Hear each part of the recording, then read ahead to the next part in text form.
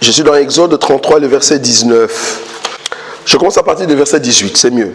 Moïse dit, fais-moi voir ta gloire. C'était la question de Moïse. Moïse voulait voir la gloire de Dieu. Il dit, je veux voir ta gloire. Le verset 19 dit, l'Éternel répondit, je ferai passer devant toi toute ma bonté et je proclamerai devant toi les noms de l'Éternel. Donc c'est l'Éternel qui parle, mais l'Éternel lui-même dit que je proclamerai devant toi les noms de l'Éternel. Je fais grâce à qui je fais grâce et miséricorde à qui je fais miséricorde. Exode 34, le 5e verset. Je commence à partir du 4e verset. Moïse tailla 2 tables de pierre.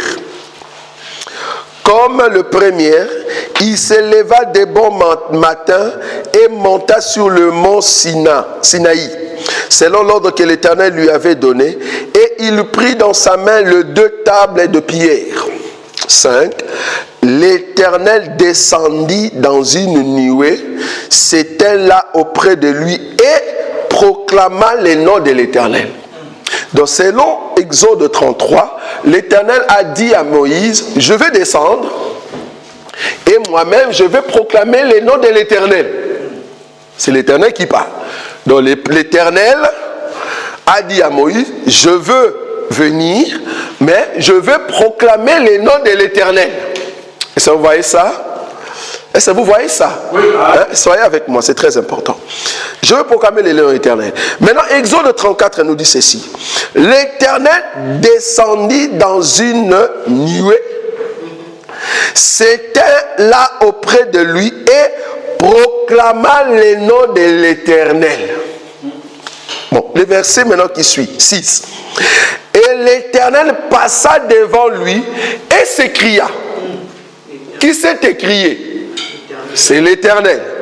Parce qu'il doit proclamer les noms de l'Éternel. Donc l'Éternel est en train de proclamer les noms de l'Éternel. En d'autres termes, l'Éternel est en train de prier l'Éternel.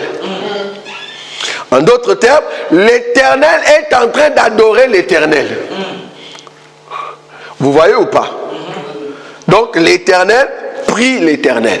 Qu'est-ce que l'Éternel est en train de prier à l'Éternel? La Bible dit, le verset 6, l'Éternel, Dieu miséricorde. Mais attendez, si on était là, on dit, oh Éternel, mais qu'est-ce que tu nous fais? Donc toi-même, l'Éternel, tu es en train de crier à l'Éternel. L'Éternel est en train de crier à l'Éternel. Il dit, l'Éternel, l'Éternel, mais tu es l'Éternel. Comment est-ce que tu cries encore? L'Éternel, l'Éternel, Dieu miséricorde et compatissant, lent à la colère, riche en beauté et en fidélité, qui conserve son amour jusqu'à 1000 générations, qui pardonne l'iniquité, la rébellion et le péché, mais qui ne tient point les coupables pour innocents, et qui punit l'iniquité de père sur les enfants et sur les enfants des enfants, jusqu'à la 3e et à la 4e génération. Ça, c'est Dieu qui parle à Dieu. C'est comme s'il s'est vanté lui-même. Il veut décrire ce qu'il est. Est-ce que vous voyez ça? Mais il y a un élément très important ici. Remarquez l'élément qui cache la vérité. Ici, dans cette écriture. La Bible dit, le Exode chapitre 33, là où nous avons dit, les versets 19, la Bible dit, l'Éternel répondit, je ferai passer devant toi toute ma bonté et je proclamerai devant toi les noms de l'Éternel.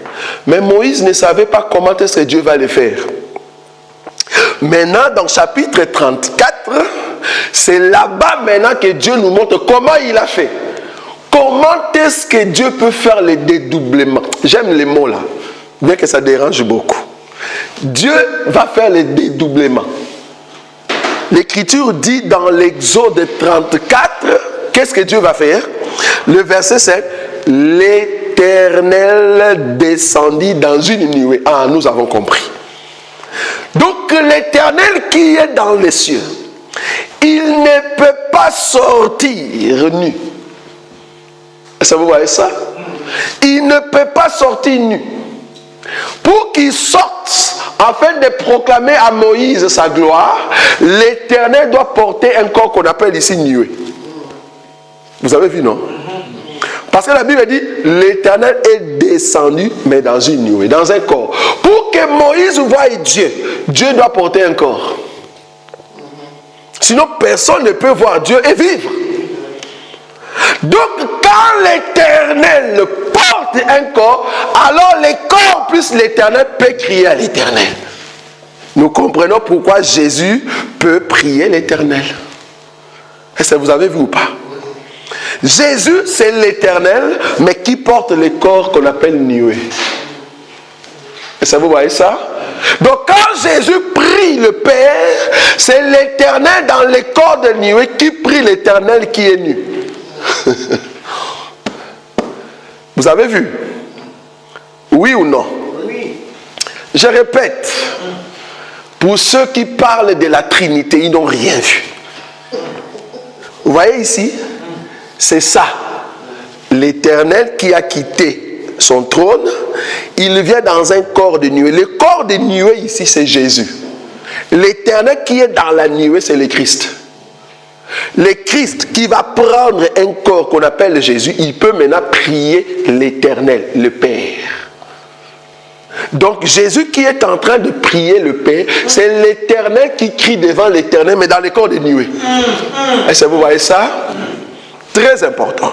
Maintenant, remarquez le mouvement. La Bible dit, pour que l'Éternel puisse crier à l'Éternel, il faut que l'Éternel descende. Alors nous comprenons que l'Éternel est venu des cieux, il descend sur terre pour voir Moïse, et là il ne peut pas descendre nu, il descend avec un corps, il cache sa nudité. Quand l'Éternel descend avec un corps, nous l'appelons Jésus-Christ. Parce qu'il descend avec un corps. Et c'est là-bas que maintenant l'Éternel qui est dans un corps peut crier à l'Éternel qui est nu là-bas. Ne voyez pas deux personnes. Voyez que c'est le Dieu qui est en même temps dans les cieux et le Dieu qui est en même temps sur terre. Je vais prendre une autre écriture. La Bible dit Abraham était assis à la porte. Il voit 3 personnes venir. Les 3 personnes, c'était l'Éternel et les 2 anges. Vous êtes d'accord avec moi? Ils ont commencé à parler avec Abraham. Abraham a dit non, Seigneur, ne passe pas comme ça. Assieds-toi, nous allons préparer à manger et tu vas manger. Ou je veux préparer à manger, tu vas manger. L'Éternel a dit, va faire ce que tu as dit. La Bible dit, l'Éternel attendait la nourriture. Donc, Abraham a pris l'animal. Abraham, il a donné qu'on puisse déchirer l'animal. On a préparé l'animal. Sarah a pris des crèmes. Tout ça, c'est la cuisine. Vous êtes d'accord avec moi? Tout ce temps-là, Dieu était dans la maison d'Abraham, il attendait. On amène la nourriture. Mangeons. Il commence à manger. Mangeons. Il mange. Ils ont terminé. Dieu commence à poser la question. Où est Sarai? Ah, Sarai est là-bas. Ok, je viendrai l'année prochaine. Vous connaissez l'histoire. Pendant tous ces temps-là où Dieu mangeait, parlait, qui était au ciel? Qui était au ciel?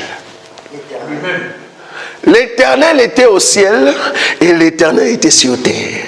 Mais quand l'Éternel quitte le ciel pour venir sur terre, il prend le corps de nuée. Il prend le corps que nous appelons Jésus. Est-ce que vous voyez le mouvement? Donc, nous avons la descente de l'Éternel et la montée de l'Éternel. Non, Hébreux chapitre 9, je commence à partir du verset 9. C'est un symbole pour le temps présent. Il signifie que le don et sacrifices présentes ne peuvent rendre parfait sous le rapport de la conscience celui qui rend ses cultes. Ils étaient avec les aliments de boissons et des diverses ablutions, des ordonnances charnelles imposées seulement jusqu'à une époque de réformation. Là, on parle du sacerdoce mosaïque. Maintenant, le verset 11 me dit, mais Christ est venu comme, j'aime beaucoup la précision de la Bible. On n'a pas dit Jésus. On parle de Christ. On n'a pas dit Jésus. On a dit Christ est venu. C'est-à-dire, Christ est là, est venu. Est-ce que vous voyez ça? Christ est venu. On n'a pas dit Jésus est venu. Or, quand le Christ vient sur terre, il doit porter un corps. Le corps, c'est ce que nous appelons Jésus. C'est la nuée que le Christ ou l'Éternel porte pour venir visiter la terre. Sinon, personne ne peut vivre et personne ne peut voir Dieu et vivre. Donc là, du coup, le Christ doit porter un corps. Or, le corps que le Christ porte, c'est ce que nous appelons Jésus. Vous êtes d'accord avec moi? Maintenant, regardez l'Écriture. La Bible dit, mais Christ est venu comme souverain sacrificateur de biens à venir. Il a traversé les tabernacles. Regardez, il est venu comme souverain sacrificateur pour travailler dans les tabernacles qui n'est pas fait de main d'homme. Et comme il doit rentrer, c'est-à-dire il doit monter, il a fait quoi? Il a traversé les tabernacles qui n'est pas fait de main d'homme. Parce que le mouvement que j'ai dit hier, pour que les sacrificateurs rentrent dans les cieux, il doit ramener les sangs. Je vous ai donné l'écriture de Matthieu où Jésus va laisser les disciples. Il prend Pierre et les deux fils de Zébédée, il les laisse quelque part et lui-même il s'avance pour prier. Le mouvement parlait du tabernacle. C'est-à-dire le Fils ou le Christ est en train de monter pour aller au ciel. Pour faire quoi? Présenter son propre sang. C'est pour ça que la Bible dit là-bas que quand il priait, la sueur est devenue comme des grimauds de sang. Donc nous comprenons qu'il est entré là-bas pour donner du sang. Il est là-bas comme souverain sacrificateur qui apporte le sang où? Dans le lieu très saint. C'est-à-dire dans les cieux. Donc l'Écriture nous explique ici. La Bible dit, le verset 11. Mais Christ est venu comme souverain sacrificateur de biens à venir. Il a traversé les tabernacles plus grands et plus parfaits qui n'est pas construit de main d'homme. C'est-à-dire qui n'est pas de cette création. Et il est entré une fois pour toutes dans les lieux très saints. Est-ce que vous voyez ça? Or, les lieux très saints, c'est les cieux. Les lieux très saints, c'est ici. Là où se trouve Dieu, là où Dieu parle, ou là où le sacrificateur, le souverain sacrificateur parle avec Dieu. Il est entré dans les lieux très saints. La Bible continue. Dans le verset toujours 11. À 12 maintenant. Ah oui, il est entré une fois pour toutes dans les lieux très saints, non avec le sang des boucs et de veaux, mais avec son propre sang, ayant obtenu une rédemption éternelle. Est-ce que vous avez vu ça? Donc, Jésus est entré dans le ciel, il a amené son propre sang.